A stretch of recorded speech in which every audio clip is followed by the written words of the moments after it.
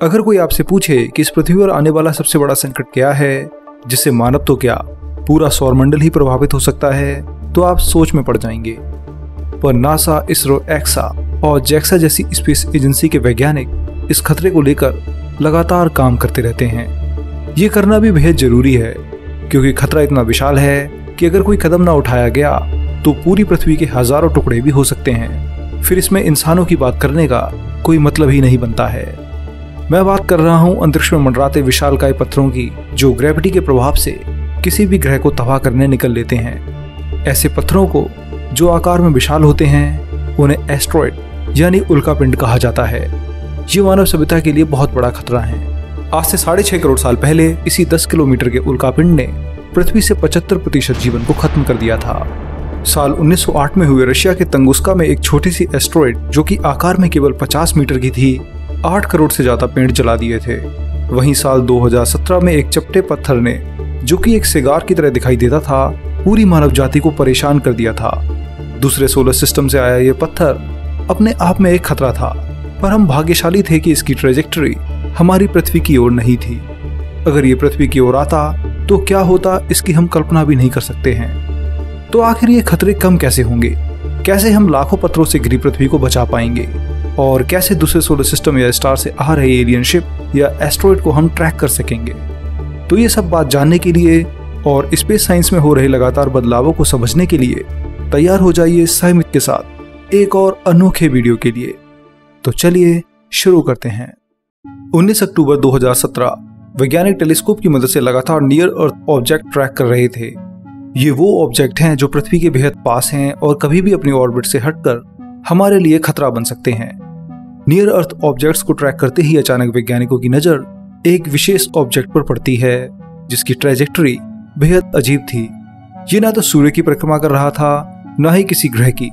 बेहद तेज स्पीड से ये हमारे सोलर सिस्टम में आया, लगभग 87.3 किलोमीटर पर सेकंड, और कहीं तो 3,15,000 किलोमीटर प्रति घंटे की स्पीड से ये गुजरा, जिसे देखकर पहले वैज्ञानिकों को लगा कि शायद ये कोई कॉमेट है जो सूर्य की परिक्रमा इस गति से कर रहा है।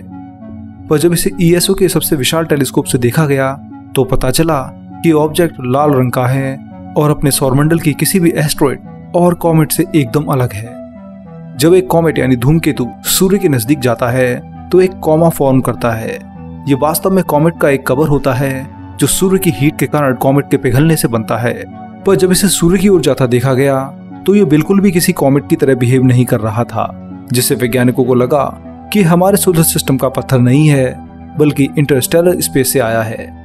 किसी दूसरे तारे के सोलर सिस्टम से सीधा हमारे सौरमंडल में आ गया है और विचित्र ऑर्बिट में परिक्रमा कर रहा है। स्क्रीन पर आप इसके ऑर्बिटल पाथ को देख सकते हैं। बाद में वैज्ञानिकों ने इस एलियन एस्ट्रॉयड को ओमुआमुआ नाम दिया।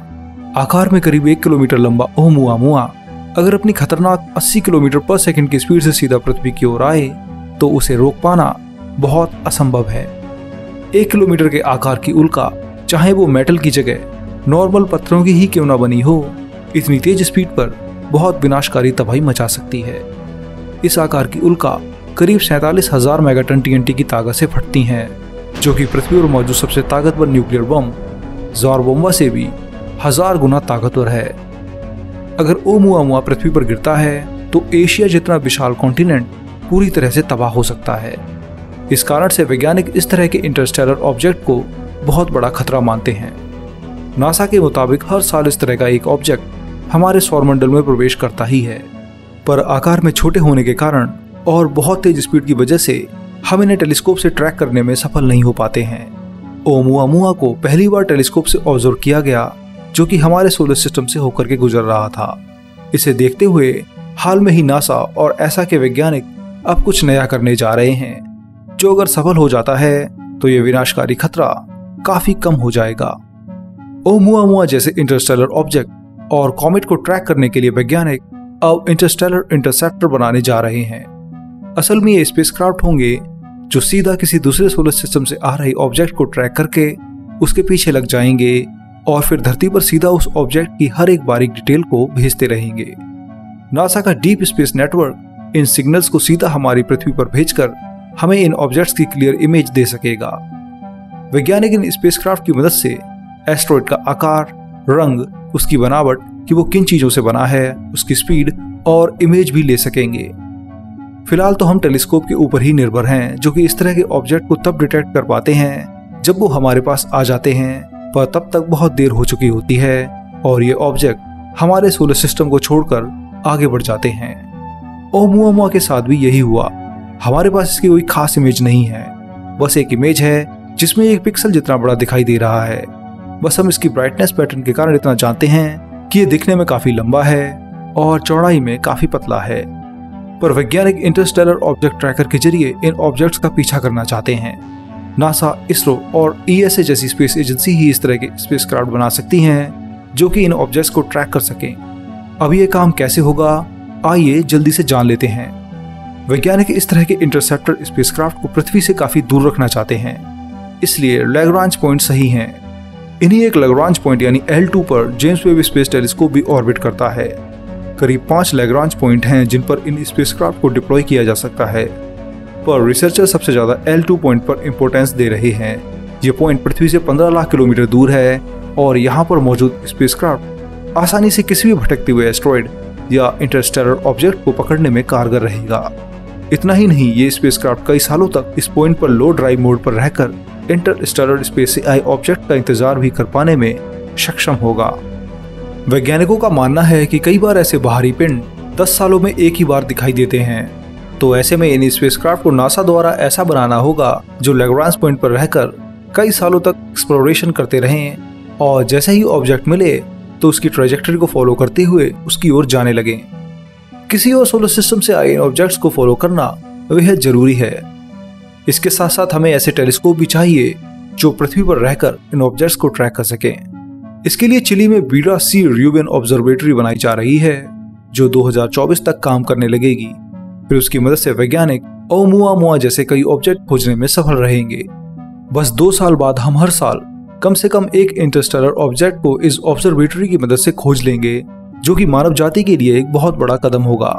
पर अगर हम जल्दी से इस तरह के इंटरस्टेलर इंटरसेप्टर स्पेसक्राफ्ट नहीं बना पाते हैं तो हमारे पास एक और आइडिया है जो कि ग्रेविटी की मदद से हमें बहुत दूर तक के ऑब्जेक्ट और कहीं तो सोलर सिस्टम से अब बाहर हो चुके ओमुआमुआ को भी ट्रैक कर सकते हैं। तो इसके लिए हमें कई स्पेसक्राफ्ट बनाने होंगे जो कि सोलर सिस्टम के विशाल ग्रहों जैसे कि शनि ग्रह, जुपिटर, वीनस यानी शुक्र ग्रह और पृथ्वी की ऑर्बिट करेंगे और फिर इन्हीं ग्रेविटी की मदद से स्लिंग शॉट प्रिंसिपल को यूज करके बहुत तेज स्पीड से कहीं भी ऑब्जेक्ट को ट्रैक कर लेंगे।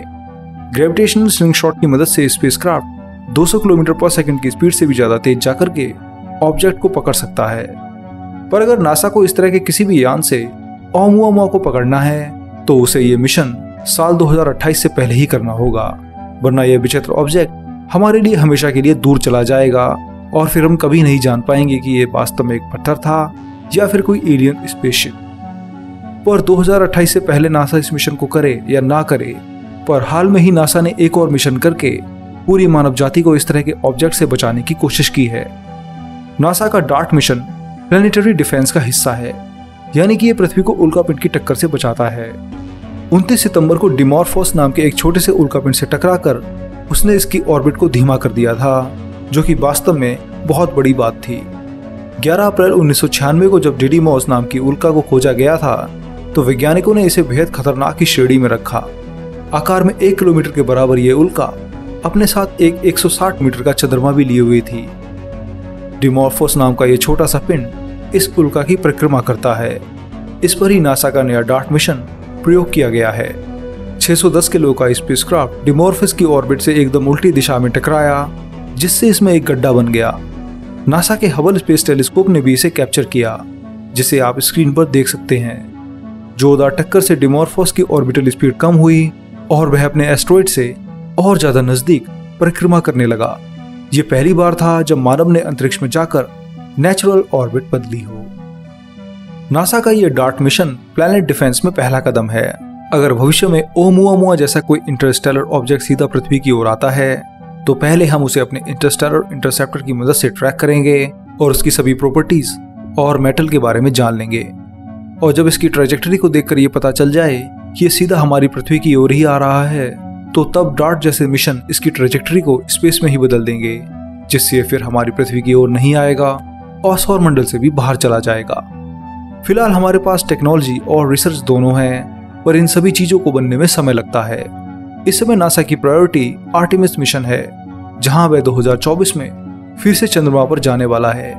वहीं इसरो अपनी रिसर्च और गगनयान मिशन पर फोकस कर रहा है। ऐसे में हम बस वेट ही कर सकते हैं कि कब नया ओमुआमुआ ट्रैक किया जाएगा और कैसे हम उसकी प्रॉपर्टीज देखेंगे। फिलहाल जेम्स वेब स्पेस टेलीस्कोप ही एकमात्र साधन है जो इन तरह के ऑब्जेक्ट को और बेहतर तरीके से ट्रैक कर सकता है। जिस तरह लगातार स्पेस साइंस में तरक्की हो रही है और प्राइवेट कंपनी भी सामने आ रही हैं, मुझे ऐसा लगता है कि हम 2030 तक शायद इस तरह के एस्ट्रॉयड ट्रैकर और इंटरस्टेलर स्पेस से आ रहे ऑब्जेक्ट को इंटरसेप्ट करने के लिए स्पेसक्राफ्ट बना ही लेंगे। ये स्पेसक्राफ्ट नॉर्मल केमिकल फ्यूल से एकदम अलग आयन इंजन या फिर न्यूक्लियर एनर्जी से चलेंगे और कई सालों तक स्पेस में मंडराकर हमें लगातार सतर्क करते रहेंगे। आप क्या सोचते हैं, क्या हम साल 2030 तक इन्हें बनाने में सफल हो पाएंगे? कमेंट करके जरूर बताएं। फिलहाल दोस्तों, इस वीडियो में इतना ही। यह मैंने साल 2017 में सौरमंडल में आए इंटरस्टेलर ऑब्जेक्ट ओमुआमुआ की बात की है और इसे ट्रैक करने के लिए नए स्पेसक्राफ्ट के प्रोसेस के बारे में भी जाना है। मुझे उम्मीद है कि आपको ये वीडियो पसंद आया होगा और आपने बहुत कुछ सीखा होगा। तो जल्दी से इस वीडियो को लाइक कीजिए और साथ में चैनल को भी सब्सक्राइब कीजिए। मैं मिलूंगा अगले हफ्ते एक और मजेदार वीडियो के साथ। तब तक के लिए नमस्कार, जय हिंद, आपका दोस्त शिवम।